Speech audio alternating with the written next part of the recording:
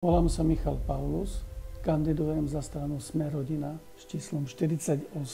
Chcem porozprávať o elektrine v krátkosti, že vyrábame za 40 eur, predávame za 60 a naspäť kupujeme za 600. Prečo sa tešíme zo Gabčíkova? Prečo sa tešíme, že otvárame 3., 4. blok jadrových elektrární? Pretože by sme kupovali draho. Naši občania sa neriadia nejakými pravidlami ohľade elektriky. Naši občania sa riadia podľa svojej peňaženky. Znárodníme elektrárne pre našich občanov. Les je naše teplo. Prečo štátne lesy nepredávajú tej energetickej kríze palivové drevo občanom Slovenskej republiky za výrobnú cenu 20 eur bežný meter? Výrobná cena je taká, že štát to nestojí nič, nejde to zo štátneho rozpočtu, lebo to je výrobná cena.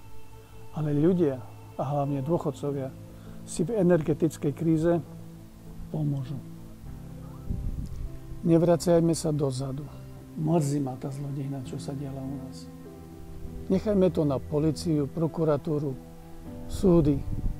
Z minulosti sa nenajeme, z minulosti sa môžeme poučiť. Zastropujme lacno základné potraviny. Chlieb, mlieko, maslo.